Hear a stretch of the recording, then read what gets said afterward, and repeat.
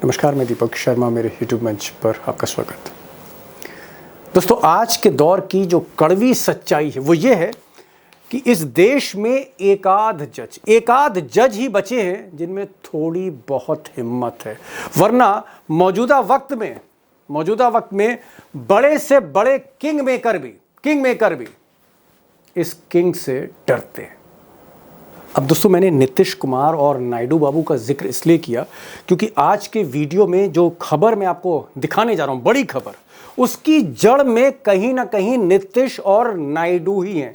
वो नीतीश और नायडू जो अपने सूबों में थोक के भाव मुसलमानों का वोट लेते आए, सीट पर सीट जीतते गए, राज पर राज करते गए, उन्हीं नीतीश कुमार, उन्हीं नायडू बाबू ने वक्फ मामले में मुसलमानों के साथ धोखा किया।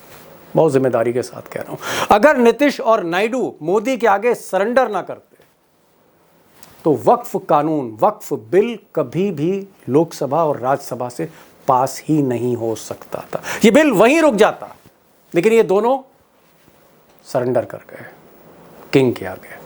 तो दोस्तों, जहां नीतीश और नायडू डर गए, सरेंडर कर गए, जिनकी बैसाखियों पर मोदी सरकार चल रही, जिनकी ऑक्सीजन से मोदी जी हां, वो सरकार सरवाइव कर रही है डे बाय डे, वो नीतीश और नायडू जहां सरेंडर कर गए, झुक गए, डर गए, वहीं इस जज ने, जी हां, इस चीफ जस्टिस ने, बल्कि बी आर गवई साहब ने आज थोड़ी बहुत हिम्मत दिखाई। पूरी हिम्मत नहीं, लेकिन थोड़ी बहुत हिम्मत इस दौर में दिखाई और उसी वक्फ कानून के कई प्राविधान, कई धाराओं पर आज रोक लगा दी अपने अंतरिम आदेश पर मिस्टर गवई ने, चीफ जस्टिस गवई ने। अब मैं ये नहीं कह रहा हूं कि चीफ जस्टिस गवई ने सारे कानून को, पूरे कानून पर ही रोक लगा दी, वक्फ कानून, ऐसा नहीं, लेकिन इस कानून में जो आपत्तिजनक धाराएं थीं, क्लॉजेस थे, जिस तरह के नियम बनाए गए थे प्रॉपर्टी पर कब्जा करने के लिए, वक्फ की संपत्तियों पर, या जिस तरह से डीएम को ताकत दी गई थी, उस तरह के जो प्राविधान थे जिस पर ऐतराज था पूरे देश भर में, चाहे मुंबई हो, गुजरात हो, उत्तर प्रदेश हो, कलकत्ता हो, जो भी शहर हो जहां मुसलमान सड़कों पर आ गए थे, वो जो आपत्तिजनक धाराएं थी, वो जो क्लॉजेस थे, उस पर जज साहब ने रोक लगाई। पूरे कानून पे नहीं, लेकिन उन धाराओं पर रोक लगाई। और मुझे लगता है कि ये हिम्मत भी आज के दौर में बड़ी हिम्मत है, और इसीलिए एक राहत तो मिली माइनॉरिटीज को।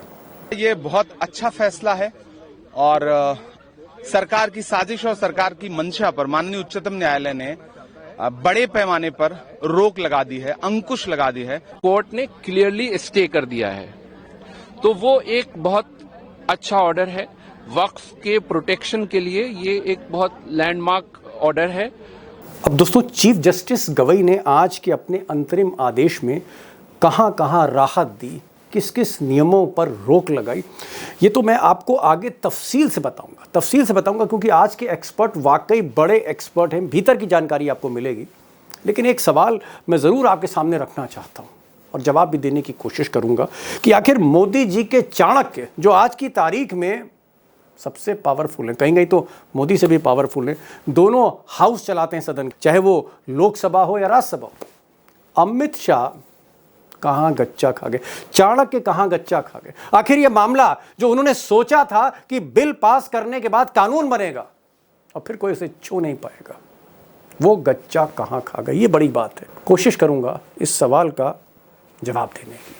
अब मोदी और अमित शाह ये कानून क्यों लेके आना चाहते थे, ये तो आगे बात हम करेंगे आगे वीडियो में, लेकिन अमित शाह को ये लगता था कि बिना नीतीश कुमार के, बिना नायडू के, उनके पास जो संख्या बल है, उनके पास जो सांसदों की, एमपीज की स्ट्रेंथ है, बिना इन दोनों किंग मेकर की सहमति से कि बिल पास नहीं हो सकता। और उसकी वजह यह थी कि चाहे नायडू हो और चाहे नीतीश कुमार हो, इनकी एक कंस्टिट्यूंसी मुस्लिम कंस्टिट्यूंसी भी है, दोनों मुस्लिम वोट लेते हैं। और आप देखेंगे, चाहे वो रोज़े के दौरान इफ्तार पार्टी हो या किसी मज़ार पे जाना हो, मुस्लिम में पूरी तरह से घुल मिल जाते हैं, चाहे नीतीश कुमार हो चाहे नायडू। तो अमित शाह को लगता था कि नायडू और नीतीश मना कर देंगे, सवाल मुस्लिम वोट बैंक का था। लेकिन कहीं ना कहीं, अब जो भी वजह रही हो, उसके चलते अमित शाह ने इन दोनों को मना लिया। और जब ये दोनों मान गए तो अजीत पवार जो सेकुलर पार्टी चलाते हैं एनसीपी शरद पवार की, हालांकि इस वक्त बीजेपी के साथ हैं, वो भी तैयार हो गए। और फिर चिराग पासवान भी तैयार हो गए जो मुस्लिम वोट लेते रहे।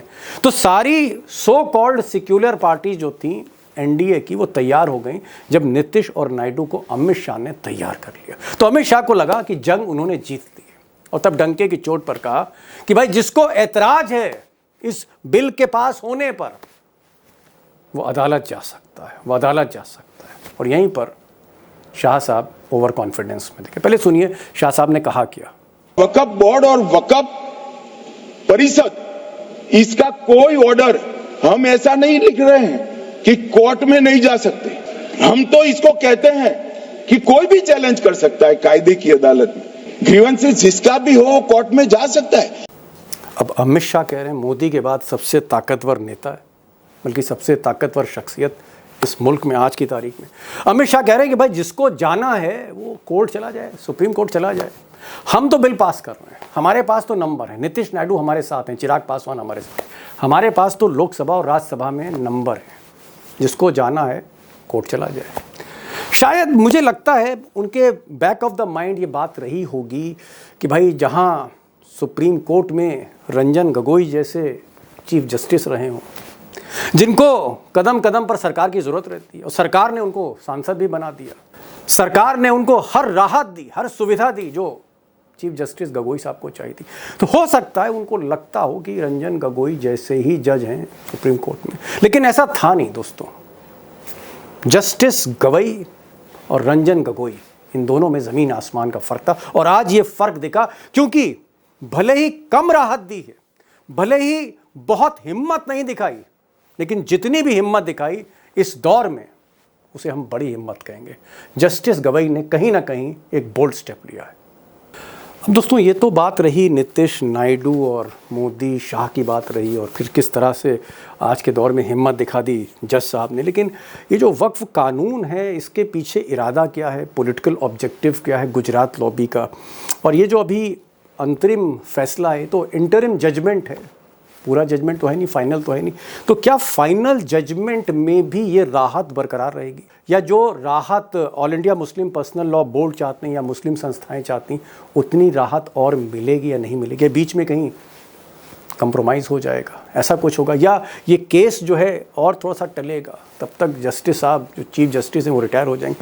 क्या है उसके पीछे खेल क्या है, और क्या वाकई आने वाले वक्त में मुसलमानों को वाकई राहत मिलेगी, फाइनल रिलीफ मिलेगा।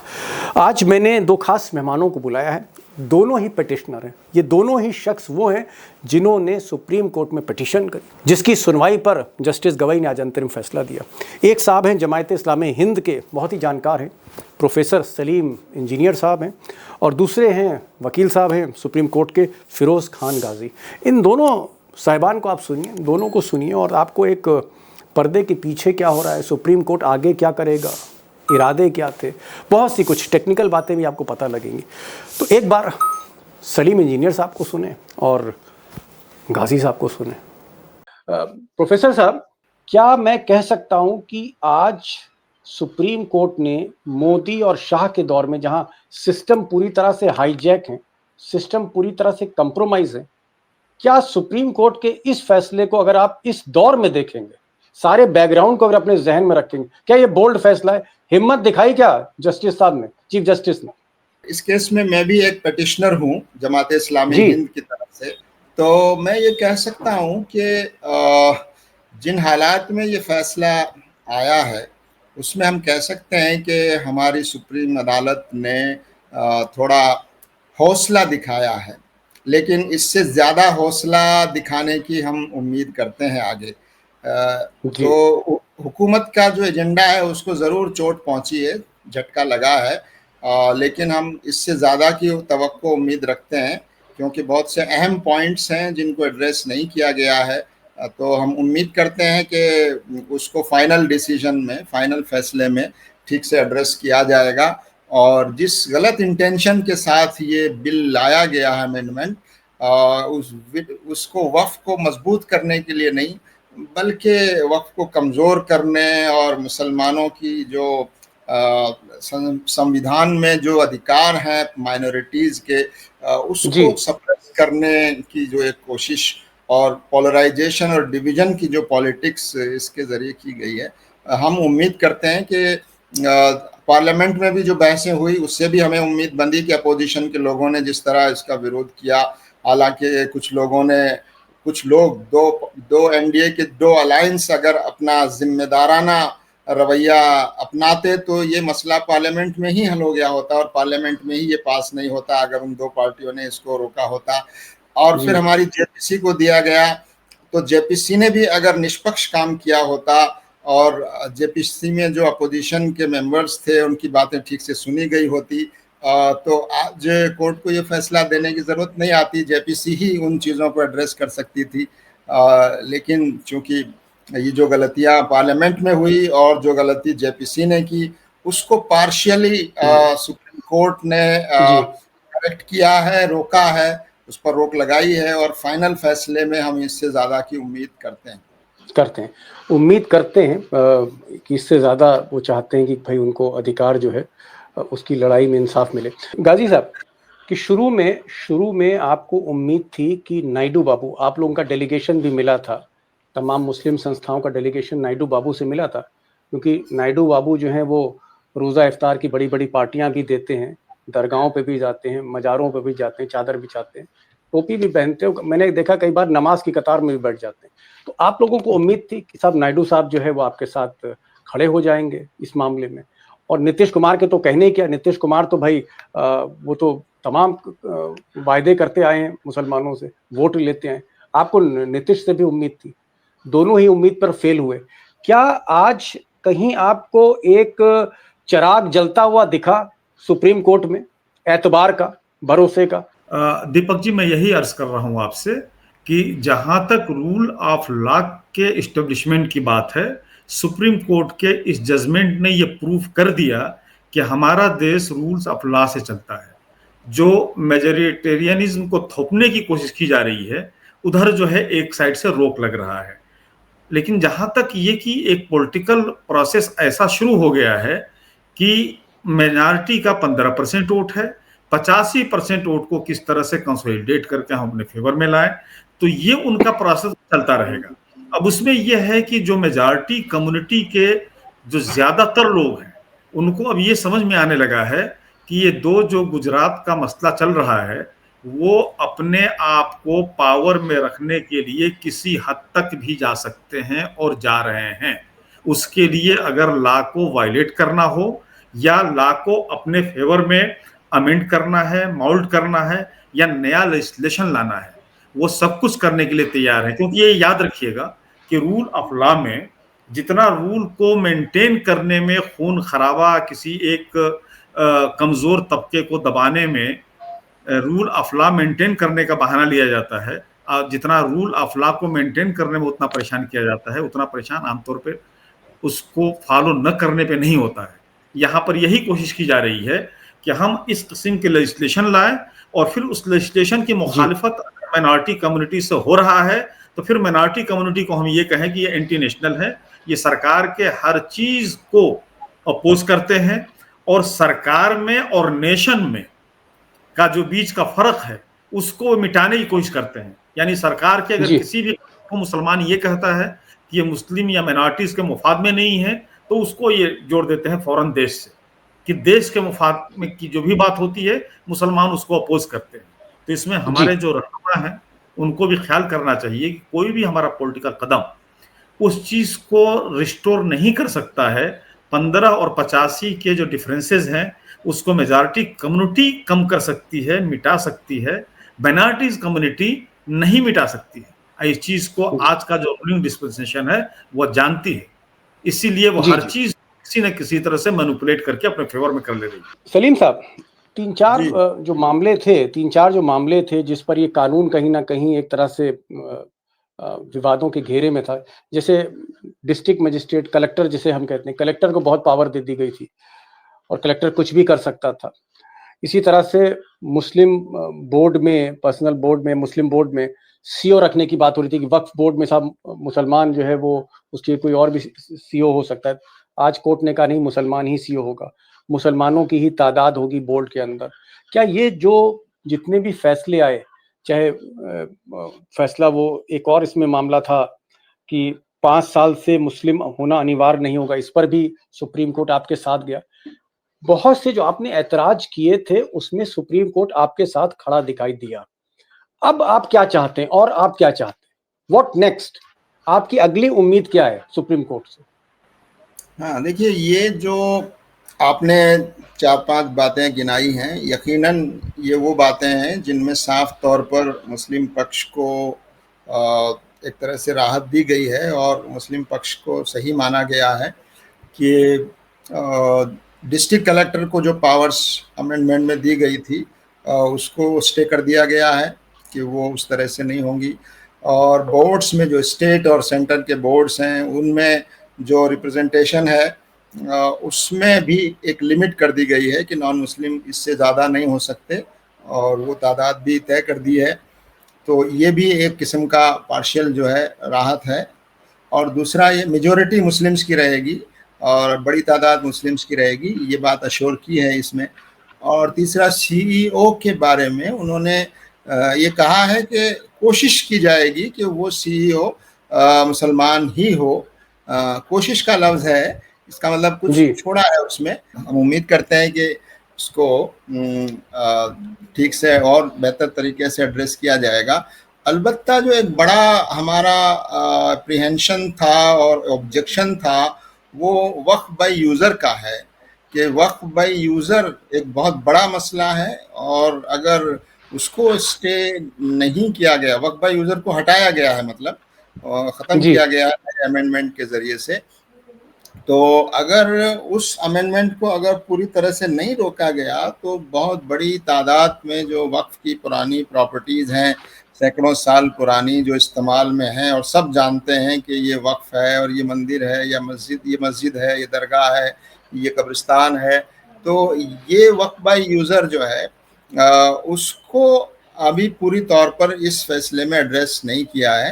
अलबत्ता ये जरूर कहा है कि ट्राइब्यूनल और जो दूसरे ट्राइब्यूनल के बाद आगे कोर्ट में अगर कोई डिस्प्यूट जाता है तो वो प्रॉपर्टी वक्फ की प्रॉपर्टी नहीं है, ऐसा नहीं किया गया है, ऐसी कि जब तक वो फैसला ठीक से ना हो जाए तब तक वो प्रॉपर्टी उसी पोजीशन में रहेगी। लेकिन एक इंटरिम चीज़ है।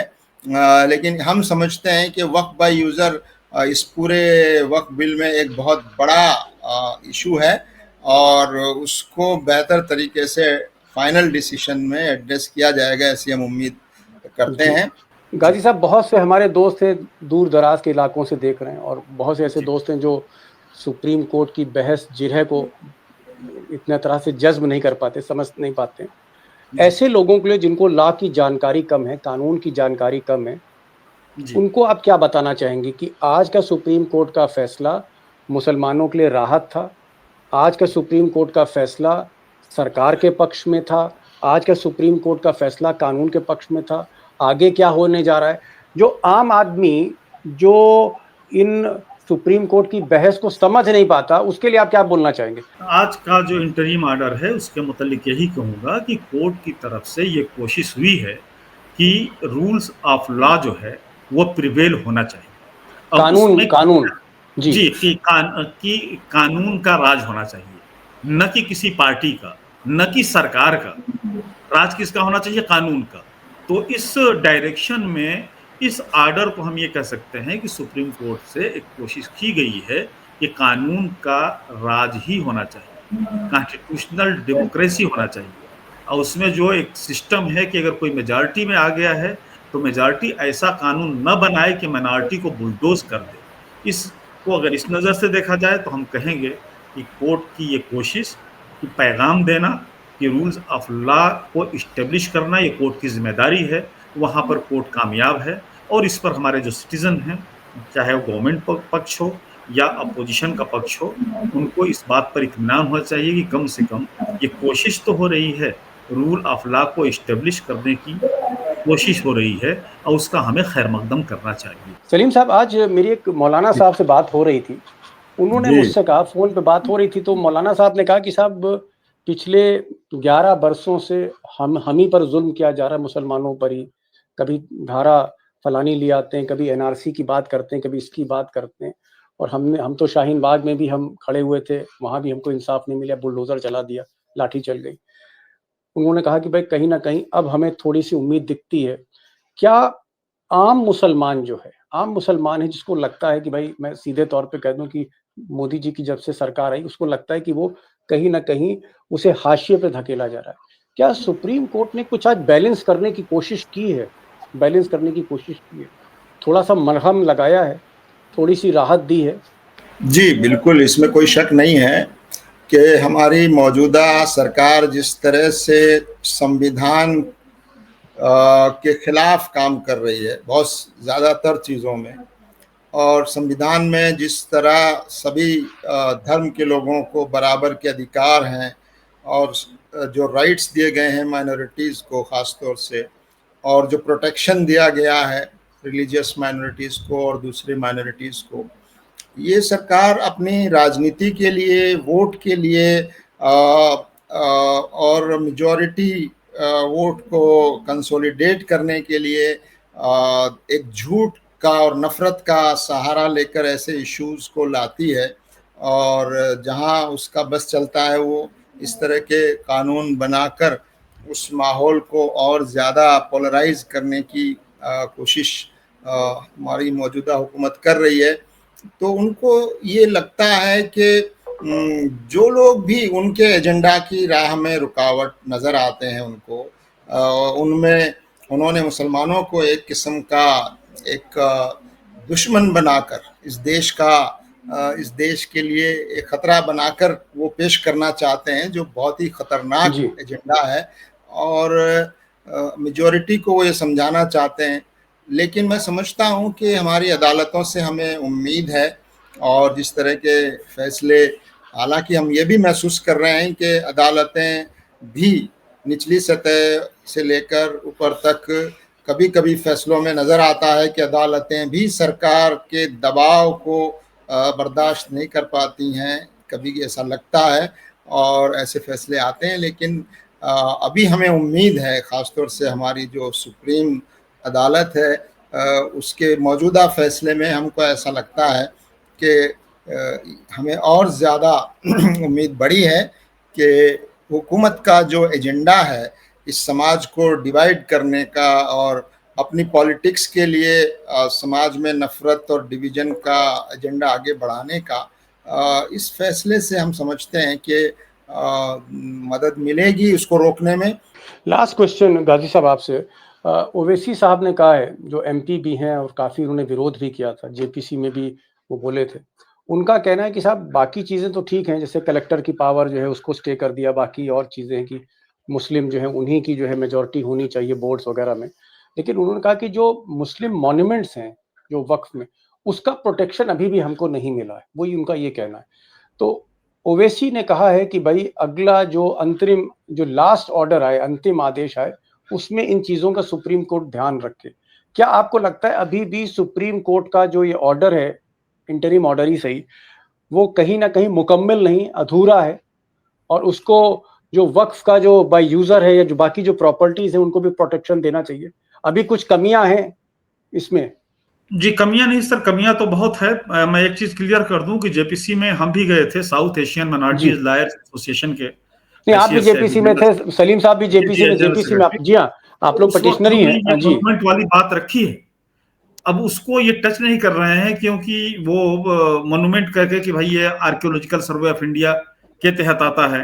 अच्छा, ऐसे मॉन्यूमेंट हैं या ऐसी पुरानी बिल्डिंगें हैं जहां की पावर ओवरलैपिंग होता है। पता चला कि वक्फ प्रॉपर्टी भी है, वो नोटिफाइड भी है, वक्त में गजेटेड है, अब प्लस उनका मैनेजमेंट जो है या उनका वो डिक्लेयर है नेशनल मॉन्यूमेंट भी। तो यहाँ पर अक्सर जो है ओवरलैपिंग होता है पावर में। तो इसके मुतल्लिक भी मैं समझता हूं कि अगर ये इंटरीम ऑर्डर में, क्योंकि हमारी उन बिल्डिंगों के साथ खतरा ज्यादा है जो कि 200, 400, 500, 700 साल पुरानी है, तो अगर इशारा हो गया होता तो मैं इस बात से इत्तेफाक करता हूं कि इंटरीम ऑर्डर में अगर उसके मुतालिक भी कुछ कह दिया गया होता, या ये कि सीईओ जो है वो कोशिश होगी कि वो मुस्लिम ही हो, ये भी अगर क्लियर हो गया होता कि मुस्लिम ही ऑफिसर हो तो जरा ज्यादा क्लियर हो गया होता। अदरवाइज आज की डेट में जो है आसानी से कहा जा सकता है कि एक डिपार्टमेंट में मुस्लिम ऑफिसर तो है but he is not competent to tackle that situation, ये बात कही जा सकती है। तो उसको भी चीजों में क्लैरिटी होनी चाहिए थी। लेकिन बहरहाल जजमेंट जो है वो रूल ऑफ लॉ को इस्टेब्लिश करने की एक कोशिश है, और इस कोशिश से इसमें दो राय नहीं है कि रूलिंग पार्टी का वो जो बुलडोज करने का एक सिस्टम है उसके ऊपर रोक लगी है। अब मुसलमानों को इससे जो है इस बात का ख्याल रखना चाहिए कि हमारे साथ जो मेजॉरिटी कम्युनिटी है उनके जो लोग हैं वो हमारे साथ हैं। थोड़ी देर के लिए ऐसा लगता है पॉलिटिकल प्रोसेस में विचलित लोग हो जाते हैं। जी, हमारे दोनों ही एक्सपर्ट पेटिशनर भी हैं, जेपीसी में भी रहे और वक्फ के पूरे मामले को आप कह सकते हैं एक तरह से देख रहे हैं, गहराई से देख रहे हैं। दोनों ही एक्सपर्ट्स का ये कहना है कि भाई सुप्रीम कोर्ट का हमें वेलकम करना चाहिए कि हिम्मत दिखाई मोदी के दौर में, शाह के दौर में, और राहत भी दी, लेकिन ये राहत अभी मुकम्मल नहीं है, कंप्लीट नहीं है। जो फाइनल फैसला हो उसमें जो चीज़ें छूट गई हैं उनको भी उनका भी संज्ञान लिया जाए, और जो अंतिम फैसला है वो आज से और ज़्यादा बोल्ड होना चाहिए और बीच में कोई कंप्रोमाइज़ ना हो। लेकिन एक बात मैं ज़रूर कहना चाहूँगा कि एक सुप्रीम कोर्ट ने आज जिस तरह से जस्टिस गवई ने ये जो ऑर्डर दिया, उससे जो मुस्लिम समाज है कहीं ना कहीं एक तबका जो फ्रस्ट्रेट था कि भाई चीज़ों को बुलडोज किया जा रहा है, परेशान किया जा रहा है, वहाँ सुप्रीम कोर्ट ने आज एक एक्ट ऑफ बैलेंस किया है। हालांकि कानून का सहारा लिया है, कानून के को इस्टेब्लिश किया है, बट मोदी और शाह के लिए आज का ये जो इंटरिम ऑर्डर है ये एक झटका मैं ज़रूर कहूँगा, क्योंकि जो उनका गेम प्लान था उस पर पानी फिरता हुआ नज़र आ रहा है। लेकिन अभी भी बहुत सी कमियां हैं। सलीम साहब का कहना है, गाजी साहब का कहना है कि हम उम्मीद करते हैं कि जो आखिरी फैसला होगा उसमें इन कमियों को भी दूर किया जाएगा। Thank you so much Salim sahab for joining this program. Thank you so much Ghazi साहब।